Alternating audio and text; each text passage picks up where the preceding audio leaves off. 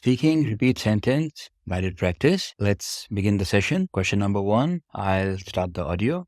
It turns out that the new jobs that have been created have generally been a lot better than the old ones. It turns out that the new jobs that have been created have generally been a lot better than the old ones.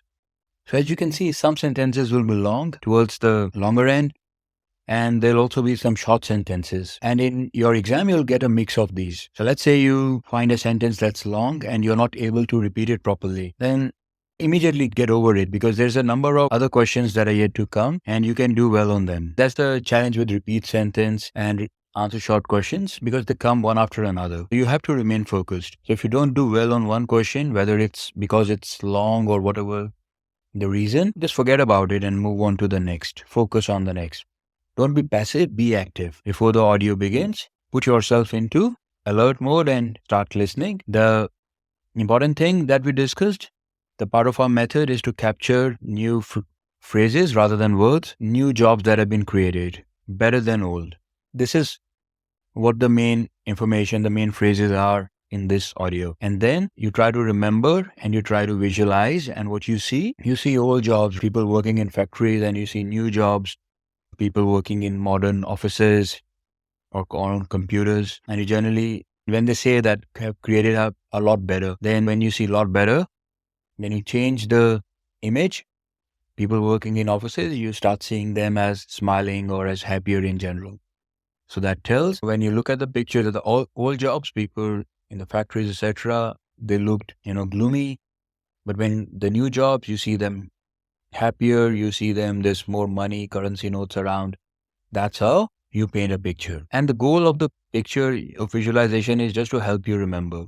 So whatever comes to your mind is fine. There's no right or wrong when you're visualizing. It's just an aid to help you remember. And then pay attention to the emotion or where the speaker is putting emphasis on. And then when you repeat, just try to bring that across. If you do that, I'm sure you will be able to answer most of these questions, even if they are longer in length.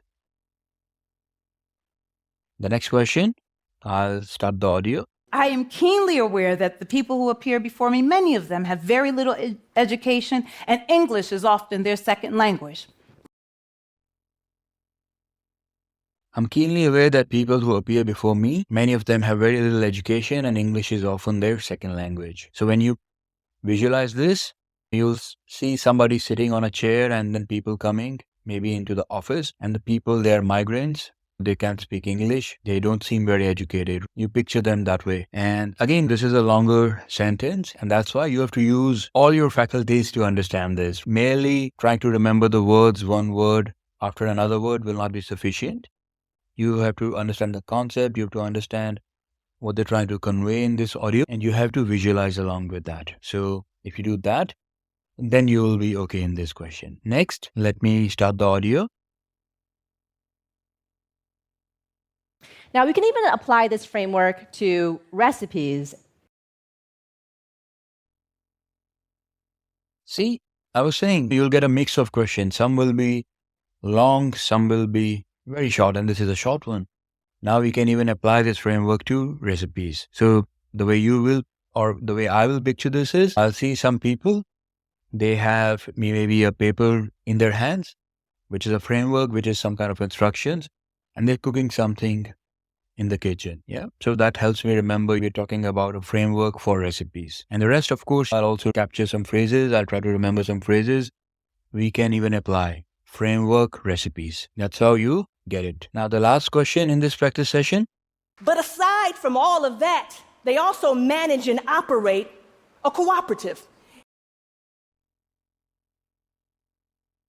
But aside from all of that, they also manage and operate a cooperative. So the same way, you be alert, put your mind in the listening frame of mind, get yourself in the listening frame of mind, be alert. But aside from all of that, they also manage and operate cooperative. That's what you remember. And then you try to picture there are some people like a manager, and around him there are people, and operate a cooperative. So usually when you think of a cooperative, you see an industry which has a social purpose, like a factory, for example, milk production, or something else which has some kind of a social purpose, and that's why it's a cooperative. run like a cooperative, try to see a manager and along with happy employees, and all of them are doing something. Yeah. So that's how I hope you also did that. Again, I will emphasize on a few things in the word list. So make sure that you spend some time going through the word list.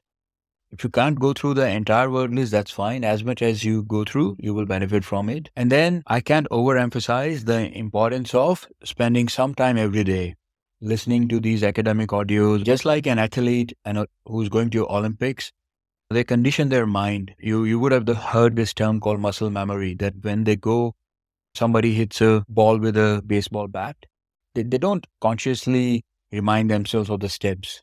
They have practiced so much that it comes automatically to them. That is your goal as well. So after these sessions, make sure you understand the steps, how to apply those steps, and then do some practice on your own. When you practice on your own, you will gain more confidence.